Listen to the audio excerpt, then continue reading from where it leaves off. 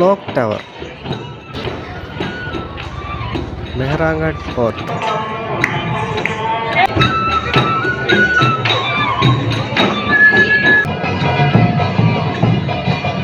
കണ്ണാടി മുറി, സ്വർണ്ണക്കൊട്ടാരം, രജപുത്ര ആയുധങ്ങൾ, വാളുകളും പീരങ്കികളും. കൂടുതൽ കാഴ്ചയിലേക്ക് പോകാം. ഹായ്, എല്ലാവർക്കും പുതിയ ഒരു വീഡിയോയിലേക്ക് സ്വാഗതം. ഞാനിപ്പോൾ ഉള്ളത് രാജസ്ഥാനിലെ ഏറ്റവും വലിയ രണ്ടാമത്തെ നഗരമായ ജോധ്പൂരിലാണ്. അവിടുത്തെ സർദാർ മാർക്കറ്റിലെ ക്ലോക്ക് ടവറാണ് ഈ കാണുന്നത്. അവിടെ നിൽക്കുമ്പോൾ കുറച്ച് അകലെയായി ഈ കാണുന്ന കോട്ടയാണ് മെഹ്റാൻഗഡ് കോട്ട. ഇന്ത്യയിലെ ഏറ്റവും വലിയ കോട്ടകളിൽ ഒന്നാണ് ഈ കോട്ട. അപ്പോൾ അവിടേക്കാണ് ഞാൻ ഇനി പോകാൻ പോകുന്നത്. ഇതാണ് ക്ലോക്ക് ടവർ. മഹാരാജ സർദാർ സിംഗ് ആണ് ഈ ടവർ നിർമ്മിച്ചത്. അതുകൊണ്ട് മാർക്കറ്റിനും അദ്ദേഹത്തിൻ്റെ പേരാണ് ഉള്ളത്, സർദാർ മാർക്കറ്റ്. ഇവിടെ വന്നപ്പോഴാണ് ഈ കോട്ടയെ പറ്റിയും ടവറിനെ പറ്റിയും അറിയാൻ കഴിഞ്ഞത്. അങ്ങനെ കോട്ടയൊന്ന് കാണാൻ തീരുമാനിച്ചു. ഇതെല്ലാം മാർക്കറ്റിൻ്റെ പല ഭാഗങ്ങളാണ്.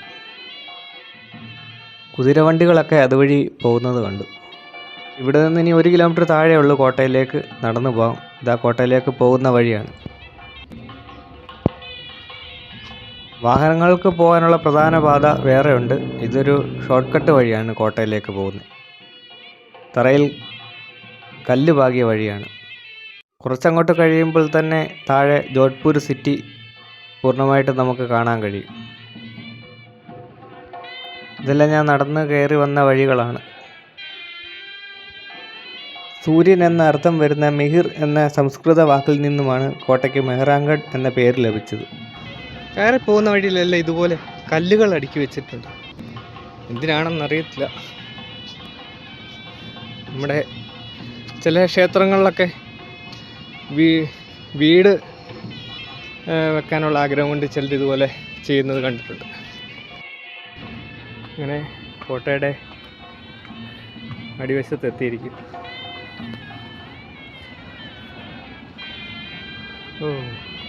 അങ്ങനെ മല കയറി കോട്ടയുടെ മുന്നിലെത്തി. ഒരു 15 നില കെട്ടിടത്തിൻ്റെ ഉയരം വരും കോട്ടയ്ക്ക്. വലിയൊരു ഡാമിൻ്റെയൊക്കെ കീഴിൽ ചെന്ന് നിൽക്കുന്ന പോലുള്ള ഒരു തോന്നലാണ്. 15-ാം നൂറ്റാണ്ടിൽ നിർമ്മിച്ച ഈ കോട്ട 5 നൂറ്റാണ്ടോളം സജീവമായി നിലനിന്നിരുന്നു. 1200 ഏക്കറിലോളമാണ് കോട്ട സ്ഥിതി ചെയ്യുന്നത്. ടൂറിസ്റ്റ് വാഹനങ്ങൾക്ക് ഇവിടെ വരെ വരാൻ കഴിയും. ഇവിടെ നിന്ന് ഇനി ഏറ്റവും പ്രധാനപ്പെട്ട കവാടം കടന്ന് കോട്ടയ്ക്കുള്ളിലെ ഏറ്റവും മുകളിൽ വരെ പോകണം. ഇതാണ് കോട്ടയിലേക്ക് കടക്കുന്ന ആദ്യ കവാടം. കോട്ടയ്ക്കുള്ളിലേക്ക് പ്രവേശിക്കാൻ 7 കവാടങ്ങളാണുള്ളത്. ആദ്യ കവാടം കടന്ന് ചെല്ലുമ്പോൾ നമുക്കവിടെ ടിക്കറ്റ് കൗണ്ടർ കാണാൻ കഴിയും. ഒരാൾക്ക് 200 രൂപയാണ്. വിദേശികൾക്ക് 500 രൂപയോ മറ്റോ ആണ്. കോട്ടയ്ക്കുള്ളിൽ ഫോട്ടോ എടുക്കാനുള്ള അനുമതിയുണ്ട്. അവിടെ ഇതുപോലെ കോട്ടയുടെ ഒരു മാതൃക ഉണ്ടാക്കി വച്ചിട്ടുണ്ട്. കോട്ടയ്ക്ക് മുകളിലേക്ക് കയറാൻ ലിഫ്റ്റ് സംവിധാനമുണ്ട്. അതിന് ഒരാൾക്ക് 50 രൂപയാണ് ടിക്കറ്റ്.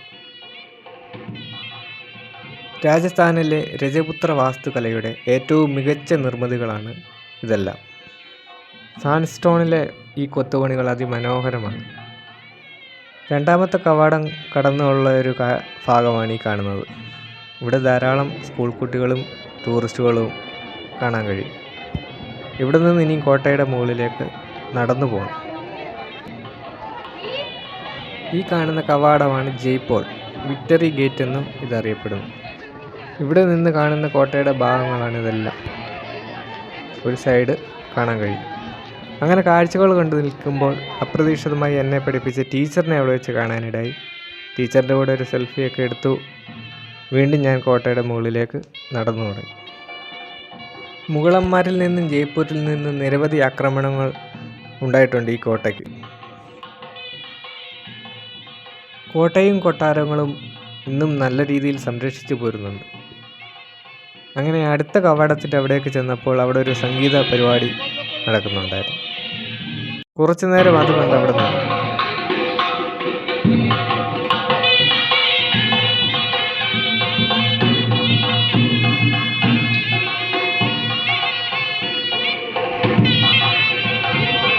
ചില ആളുകളൊക്കെ അവർക്ക് പണം നൽകുന്നുണ്ടായിരുന്നു.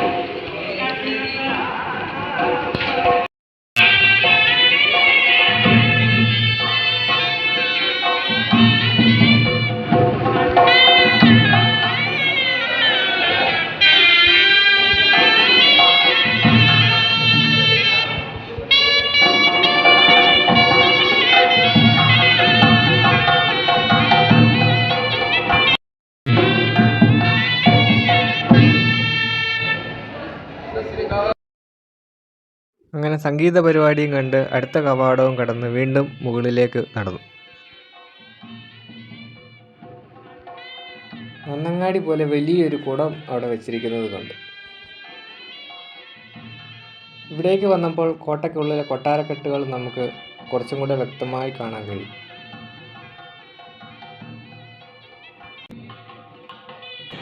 അവിടെയും കുറച്ച് ആഭരണങ്ങളെല്ലാം ഇതുപോലെ വിൽക്കാൻ വെച്ചിരിക്കുന്നത് കണ്ടു.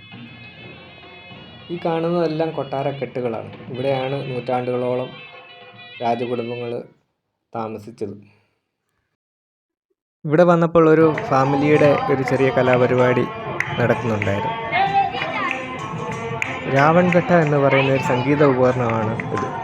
അത് രാജസ്ഥാനിൽ വന്നതിനൊരു ഐതിഹ്യമുണ്ട്. രാമരാവണ യുദ്ധം വിജയിച്ച് രാമൻ തിരിച്ച് ഇന്ത്യയിലേക്ക് മടങ്ങിയപ്പോൾ ശ്രീലങ്കയിൽ നിന്ന് ഹനുമാൻ കൊണ്ടുവന്ന ഉപകരണമാണെന്ന് പറയുന്നു. അതുകൊണ്ട് ഇതിന് രാവൺഘട്ട എന്ന പേര് വന്നു.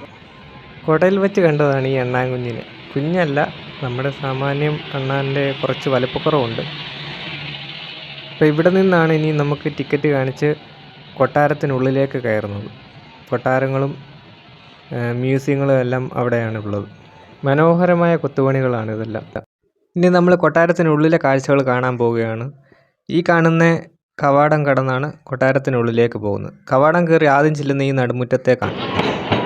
അവിടെ നൃത്തപരിപാടികൾ നടക്കുന്നുണ്ടായിരുന്നു നടുമുറ്റത്ത്. കുറച്ചു നേരം ആ നൃത്തപരിപാടികൾ അവിടെ കണ്ടു. ധാരാളം വിദേശികൾ അവിടെ ഉണ്ടായിരുന്നു.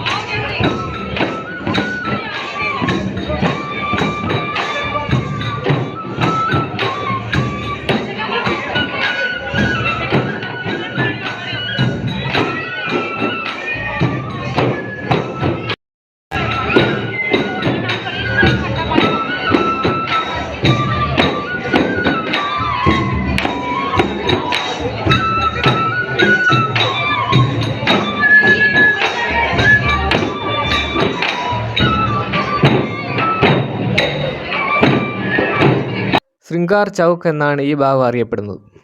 ഇവിടെ നിന്നാൽ കൊട്ടാരത്തിൻ്റെ കൊത്തുപണികളും ജനലുകളും എല്ലാം കുറച്ചും കൂടെ വ്യക്തമായിട്ട് നമുക്ക് കാണാൻ കഴിയും. ഇതിൻ്റെ ഉള്ളിലാണ് മ്യൂസിയങ്ങളെല്ലാം ഉള്ളത്.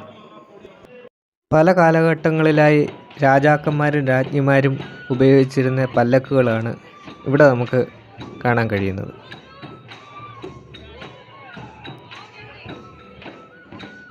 ഈ കാണുന്നതൊക്കെ ആനയുടെയും മറ്റും മുകളിൽ വെച്ച് കെട്ടി യാത്ര ചെയ്യാൻ രാജാക്കന്മാർ ഉപയോഗിച്ച നിർമ്മിതികളാണ്. അതിൻ്റെ എല്ലാം പല മോഡലുകൾ ഉണ്ട്.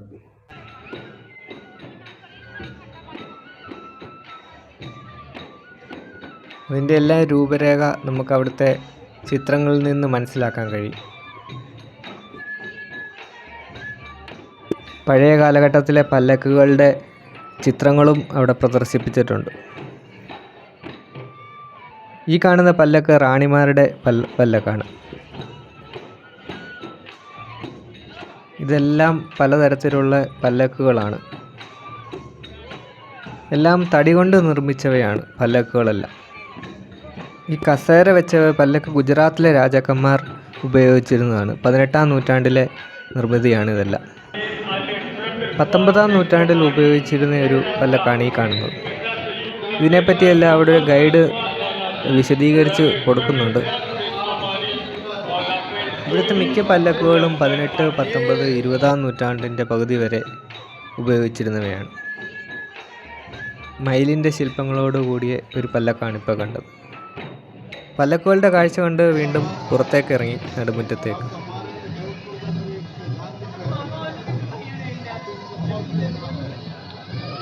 നടുമുറ്റത്ത് നല്ല തിരക്കുണ്ടായിരുന്നു. ഇവിടെ എല്ലാം മനോഹരമായ കൊത്തുപണികളാണ് കാണാൻ കഴിയുന്നത്. മറ്റൊരു നൃത്ത പരിപാടി അപ്പോഴേക്കും അവിടെ നടക്കുന്നുണ്ടായിരുന്നു.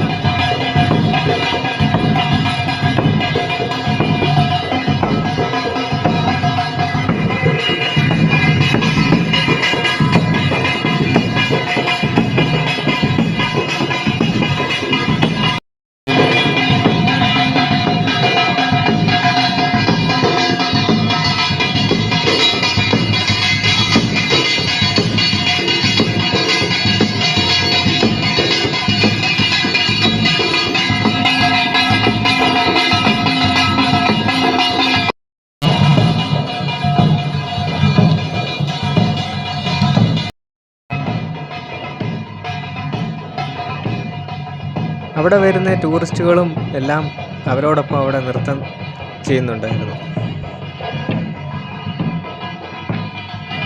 ഇതെല്ലാം രാജഭരണകാലത്തുണ്ടായിരുന്ന കലാപരിപാടികളായിരുന്നു.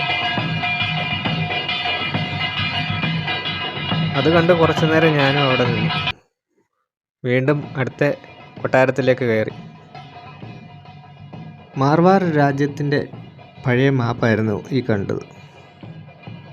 മ്യൂസിയത്തിൻ്റെ അകമെല്ലാം വളരെ ഭംഗിയായിട്ടും വൃത്തിയായിട്ടും സൂക്ഷിച്ചിട്ടുണ്ട്.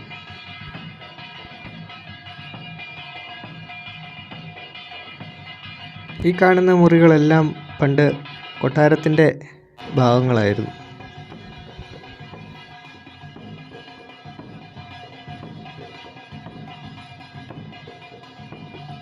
ഈ സ്റ്റെപ്പുകൾ കയറിയാണ് നമ്മൾ ഓരോ നിലയിലെത്തുന്നതും അവിടുത്തെ കാഴ്ചകൾ കാണുന്നത്. അങ്ങനെ അടുത്ത നിലയിലേക്ക് കയറി അവിടുത്തെ കാഴ്ചകളാണ് ഇതെല്ലാം. രാജസ്ഥാനി മുഗളൻ വാസ്തുവിദ്യകൾ ഇടകലർത്തിയാണ് കൊട്ടാരക്കെട്ടുകൾ നിർമ്മിച്ചിരിക്കുന്നത്. ഇതെല്ലാം രാജാക്കന്മാർ ഉപയോഗിച്ച വസ്ത്രങ്ങളാണ്. ഈ വസ്ത്രത്തിന് അകത്ത് ചെറിയ ചെറിയ ഡയമണ്ടുകൾ നമുക്ക് കാണാൻ കഴിയും. ശ്രദ്ധിച്ച് നോക്കണം.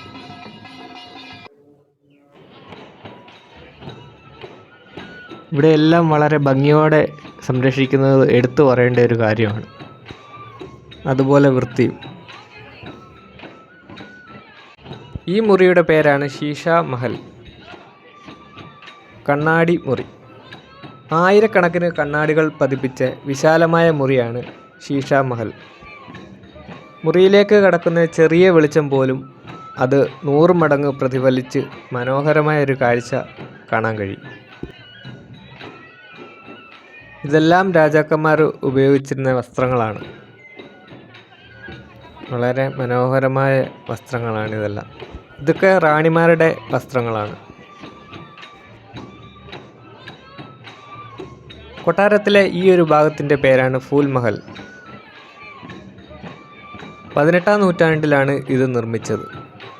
സ്വർണവും വെള്ളിയും ഗ്ലാസും കൊണ്ടാണ് ഇവിടുത്തെ അലങ്കാരപ്പണികളെല്ലാം ചെയ്തിരിക്കുന്നത്.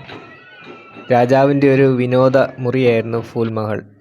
മേൽത്തട്ടിലും ചുമരിലും തൂണിലും എല്ലാം സ്വർണവും വെള്ളിയും തന്നെയാണ് അലങ്കാരപ്പണിക്ക് ഉപയോഗിച്ചിരിക്കുന്നത്. അഹമ്മദാബാദിൽ നിന്ന് യുദ്ധം ജയിച്ച് അവിടെ നിന്ന് കൊണ്ടുവന്ന സ്വർണമാണ് ഇത് നിർമ്മിക്കാനായിട്ട് ഉപയോഗിച്ചിരിക്കുന്നത്. വളരെ മനോഹരമായ ഒരു മുറിയാണ് ഇത്. രാജാവിൻ്റെ കാലത്ത് പുറത്തു നിന്നുള്ള ആർക്കും ഇവിടേക്ക് പ്രവേശനമില്ലായിരുന്നു. ഈ ഭാഗം കൊട്ടാരത്തിൻ്റെ മറ്റൊരു ബാൽക്കണിയാണ്. ഇവിടെ നിന്നാൽ ജോധ്പൂർ സിറ്റിയുടെ മറുഭാഗം നമുക്ക് കാണാൻ കഴിയും. ഇവിടെ താഴെയും കുറച്ച് പീരങ്കികൾ വെച്ചിരിക്കുന്നത് കാണാൻ പറ്റും. ദൂരെ കാണുന്നതെല്ലാം കോട്ടയുടെ ഭാഗങ്ങളാണ്.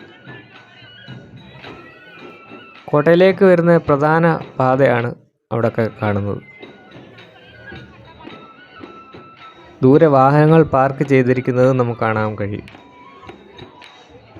ഈ കാണുന്ന ചുറ്റിപ്പോകുന്ന കോണിയെല്ലാം 19-ാം നൂറ്റാണ്ടിലെ നിർമ്മിതികളാണ്. അവിടെ നിന്നും ചുറ്റും ഉള്ള സ്റ്റെപ്പ് കയറി വീണ്ടും മുകളിലേക്ക് പോയി.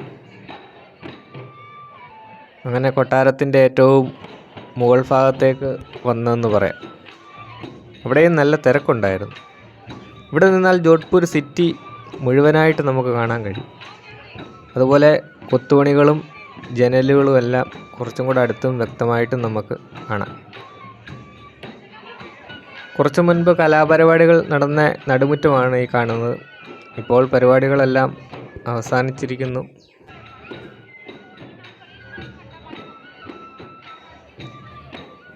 പീരങ്കികളാണ് ആ കാണുന്നത്. പല പല കാലഘട്ടങ്ങളിലായി മാർവാർ രാജ്യത്ത് ഉപയോഗിച്ചിരുന്ന ആയുധങ്ങളാണ് ഈ കാണുന്നതെല്ലാം. ഈ കാണുന്നതെല്ലാം മുളയുടെ അറ്റത്ത് ഇരുമ്പ് മുനകൾ ഘടിപ്പിച്ച ആയുധങ്ങളാണ്. രജപുത്ര മുഗൾ ശൈലിയിലുള്ള ആയുധങ്ങളാണ് ഇവിടെ പ്രദർശിപ്പിച്ചിരിക്കുന്നത്. വളരെ മാരകമായ ആയുധങ്ങളാണ് ഇതെല്ലാം. 18-19 കാലഘട്ടങ്ങളിൽ ഉപയോഗിച്ചിരുന്ന ആയുധങ്ങളാണ് കൂടുതലും ഇവിടെ പ്രദർശിപ്പിച്ചിരിക്കുന്നത്.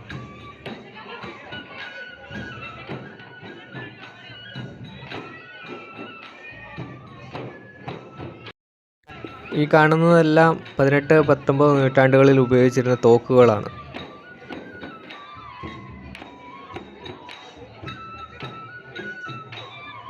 പലതരത്തിലുള്ള മാരകമായ ആയുധങ്ങളുടെ ശേഖരവും നമുക്കിവിടെ കാണാൻ കഴിയും.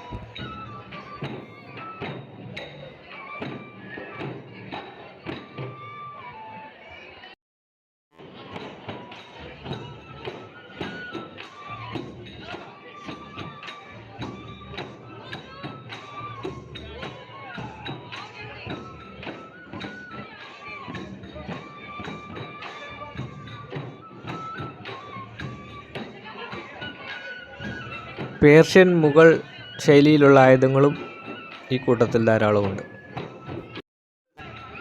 ഹെൽമറ്റും പടച്ചട്ടകളുമൊക്കെയാണ് ഈ കാണുന്നത്.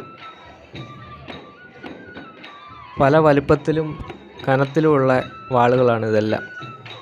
വ്യത്യസ്ത തരത്തിലുള്ള വാളുകളുടെ ഒരു ശേഖരം തന്നെ ഇവിടെയുണ്ട്. ചില വാളുകളൊക്കെ കണ്ടാൽ അതൊക്കെ എങ്ങനെ പൊക്കിയെടുക്കുമെന്ന് തന്നെ നമുക്ക് വിചാരിക്കുമ്പോൾ അത്ഭുതപ്പെട്ടു. അതുപോലെ വലിയ വാളുകൾ വരെയാണ് ഇവിടെ ഉള്ളത്.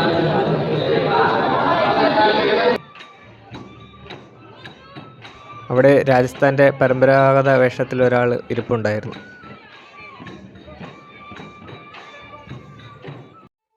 കൊട്ടാരത്തിൻ്റെ മുകളിലേക്ക് വന്ന് താഴേക്ക് നോക്കിയപ്പോൾ നമ്മൾ കുറച്ച് മുമ്പ് കലാപരിപാടികൾ കണ്ട് നടുമുറ്റം അവിടെ കാണാൻ പറ്റും. അവിടെ ഇപ്പോഴും പരിപാടികൾ നടക്കുന്നുണ്ടായിരുന്നു. ഇവിടെ നിന്നാൽ നമുക്ക് കൊത്തുപണികൾ കുറച്ചുകൂടെ വ്യക്തമായിട്ട് നമുക്ക് കാണാൻ കഴിയും.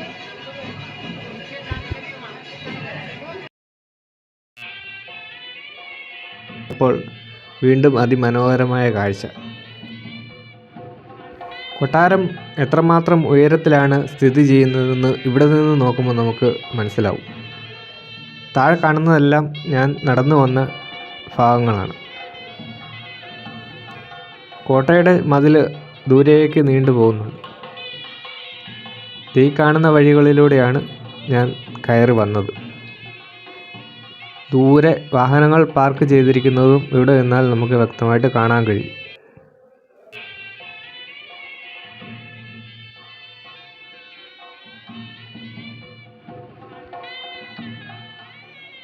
ിലെല്ലാം വലിയ ചിത്രങ്ങൾ ഇതുപോലെ കാണാൻ കഴിയും. അതിന് താഴെയായിട്ട് 2 വാളും വെച്ചിട്ടുണ്ട്.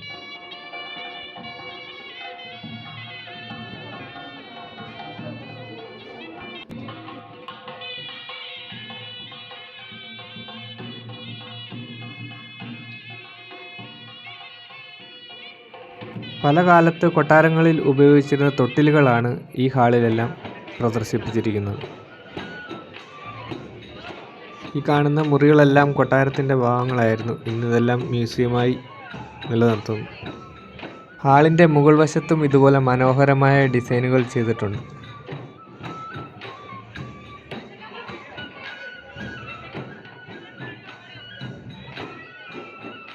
പല രൂപത്തിലും ഭാവത്തിലും ചിത്രപ്പണികളോടുകൂടിയ നിരവധി തൊട്ടിലുകൾ നമുക്കവിടെ കാണാൻ കഴിയും.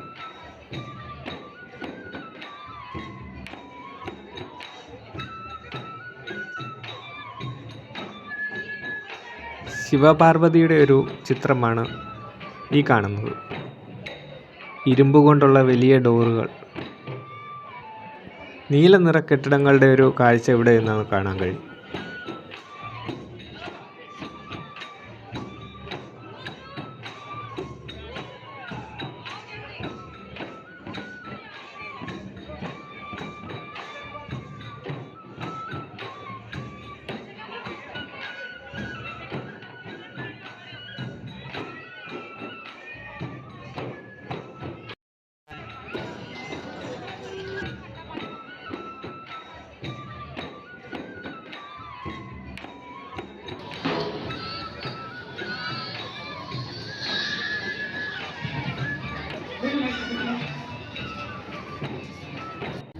കോട്ട നിൽക്കുന്ന മലയുടെ ഏറ്റവും മുകൾഭാഗമാണ് ഈ കാണുന്നത്. മലയുടെ അടിവാരത്തിൽ നിന്ന് ഏകദേശം 400 അടിയോളം ഉയരത്തിലാണ് ഈ ഭാഗമുള്ളത്. നിരവധി പീരങ്കികൾ ഇവിടെ സ്ഥാപിച്ചിട്ടുണ്ട്. എല്ലാം ദൂരേക്ക് നോക്കിയാണ് വെച്ചിരിക്കുന്നത്. ജയ്പൂർ നാട്ടുരാജ്യത്തിലെ സൈന്യം പണ്ട് ഈ കോട്ടയെ ആക്രമിച്ചിട്ടുണ്ട്. അതുപോലെ മുഗളന്മാരും കോട്ടയെ പലതവണ ആക്രമിച്ചിട്ടുണ്ട്. ഇവിടെ നോക്കുമ്പോൾ സമതലത്തിൽ ജോധ്പൂർ സിറ്റി ദൂരേക്ക് പരന്നു കിടക്കുന്ന നമുക്ക് കാണാൻ കഴിയും. 18-19 നൂറ്റാണ്ടുകളിലെല്ലാം ഉപയോഗിച്ചിരുന്ന പീരങ്കികളാണ് ഇതെല്ലാം. രാജസ്ഥാൻ്റെ മധ്യഭാഗത്തായിട്ട് സ്ഥിതി ചെയ്യുന്ന ഒരു പട്ടണമാണ് ജോധ്പൂർ. ഞാനിവിടെ കോട്ട സന്ദർശിക്കാൻ വന്നതല്ലെങ്കിലും ഈ കോട്ട കണ്ടില്ലായിരുന്നെങ്കിൽ വലിയൊരു നഷ്ടമായേനെ. അപ്പോൾ നിങ്ങൾ രാജസ്ഥാനിൽ വരികയാണെങ്കിൽ ഈ കോട്ട കണ്ടിരിക്കുന്നത് വളരെ ഒരു നല്ല അനുഭവമായിരിക്കും.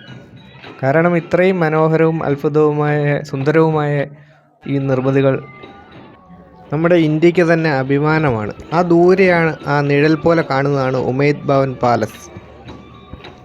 ചിത്താർ ഹിൽ എന്നൊരു മലയുടെ മുകളിലായിട്ടാണ് ആ പാലസ് പണിതിരിക്കുന്നത്. 1920-ലാണ് ആ പാലസ് നിർമ്മിച്ചത്. പ്രജകൾക്ക് തൊഴിൽ ലഭിക്കുന്നതിനായിട്ട് നിർമ്മിച്ച പാലസായിരുന്നു അത്. പീരങ്കികളുടെ നിര കഴിഞ്ഞ് കുറച്ചും കൂടെ മുന്നോട്ട് നടക്കുമ്പോൾ കുറച്ചകലെയായിട്ടൊരു ക്ഷേത്രം കാണാം. അവിടേക്കാണ് ഇനി ഞാൻ പോകുന്നത്. ഇത് ആ കാണുന്നതാണ് ആ ക്ഷേത്രം. മാതാ ചാമുണ്ട ടെമ്പിൾ എന്നാണ് ആ ക്ഷേത്രം അറിയപ്പെടുന്നത്. ക്ഷേത്രത്തിലേക്ക് പോകാൻ 2 വഴിയാണ് ഉള്ളത്. ഒന്ന് ഈ കാണുന്ന ഇടത് സൈഡിലുള്ള മതിലിന് മുകളിലൂടെയും പിന്നെ ഉള്ളത് ഈ പടവുകൾ ഇറങ്ങി ഉള്ള വഴി. ഇതാണ് കോട്ട പണിത ചെങ്കല്ല്. ഒറ്റ നോട്ടത്തിൽ പാറ പോലെ തോന്നുമെങ്കിലും പാറയുടെ അത്രയും കട്ടിയില്ല. മുകളിൽ കൂടിയുള്ള വഴിയിലൂടെ സ്ത്രീകളെ മാത്രമേ വിടുകയുള്ളൂ. കോട്ട മുഴുവനും നിർമ്മിച്ചിരിക്കുന്നത് ഇത്തരത്തിലുള്ള സാൻഡ് സ്റ്റോൺ വെച്ചാണ്. പടവുകൾ ഇറങ്ങി താഴേക്ക് വരുമ്പോൾ അവിടെ ഒരു കുളം കാണാൻ കഴിയും. കുറച്ച് വെള്ളവുമുണ്ട് അതിലും. നൂറ്റാണ്ടുകൾക്ക് മുമ്പ് മുതൽ കൊട്ടാരത്തിലേക്ക് വേണ്ട ജലമെടുത്തത് ഇവിടെ നിന്നാവാം. 2000-നും 5000-നും ഇടയിൽ ആളുകൾ കോട്ടയ്ക്കുള്ളിൽ ഉണ്ടായിരുന്നെന്ന് പറയുന്നു. കുളവും കഴിഞ്ഞ് കുറച്ചും കൂടെ മുന്നോട്ട് നടന്ന ഒരു ചെറിയ സ്റ്റെപ്പ് കയറുന്നത് നേരെ ചെല്ലുന്നത് ക്ഷേത്രത്തിലേക്കാണ്. ഇതാണ് മാതാ ചാമുണ്ട ടെമ്പിൾ. ഈ ക്ഷേത്രം ഇവിടെ വന്നതിനൊരു ചരിത്രമുണ്ട്. ഈ കോട്ട നിർമ്മിച്ച രാജാവായ റാവു ജോധ 1460-ൽ പഴയ രാജ്യതലസ്ഥാനമായിരുന്ന മാണ്ടോറിൽ നിന്നും കൊണ്ടുവന്ന വിഗ്രഹമാണ് ഇത്. ആ വിഗ്രഹം കോട്ടയുടെ ഒരു കോണിൽ ഈ ക്ഷേത്രം പണിത് ഇവിടെ സ്ഥാപിക്കുകയായിരുന്നു. നവരാത്രി ഉത്സവ സമയത്ത് ഈ കോട്ടയിൽ വലിയ തിരക്കുകൾ ഉണ്ടാവാറുണ്ട്. 2008 നവരാത്രി ദിനത്തിൽ ഇവിടെ വലിയൊരു ദുരന്തമുണ്ടായിട്ടുണ്ട്. അന്നിവിടെ തിക്കിലും തിരക്കിലും 200-ഓളം കൂടുതൽ ആളുകൾ മരിക്കുകയുണ്ടായി. 25,000-ഓളം ആളുകൾ അന്നിവിടെ ഉണ്ടായിരുന്നു. ക്ഷേത്ര പരിസരത്ത് ബോംബുണ്ടെന്ന് ആരോ പറഞ്ഞ് എല്ലാവരും പേടിച്ചോടിയ വഴിക്കാണ് ഈ അപകടമുണ്ടായത്.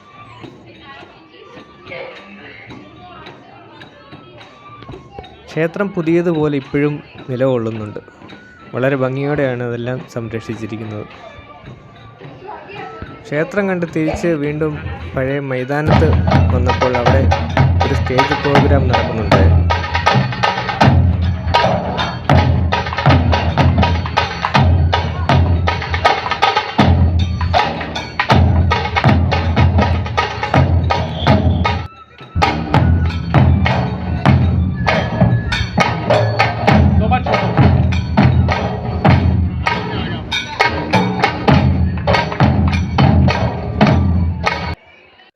അങ്ങനെ ആ പരിപാടിയും കണ്ട് കൊട്ടാരത്തിൻ്റെ കാഴ്ചകളൊക്കെ കണ്ട് തിരിച്ച് മല ഇറങ്ങാൻ പോവുകയാണ്. ഇതൊക്കെ ഞാൻ വന്ന വഴിയാണ്. ഇനി ഇതുവഴി തിരിച്ചു പോകുന്നത്. അപ്പോൾ വീഡിയോ ഇഷ്ടപ്പെട്ടെന്ന് വിചാരിക്കുന്നു. ഇനി എവിടെയെങ്കിലും പോവുകയാണെങ്കിൽ ഇതുപോലെ വീഡിയോ ചെയ്യാൻ ശ്രമിക്കാം. എല്ലാവർക്കും നന്ദി. ഇഷ്ടപ്പെട്ടാൽ ലൈക്കും സബ്സ്ക്രൈബും ചെയ്ത് സപ്പോർട്ട് ചെയ്യുക. ടാറ്റ.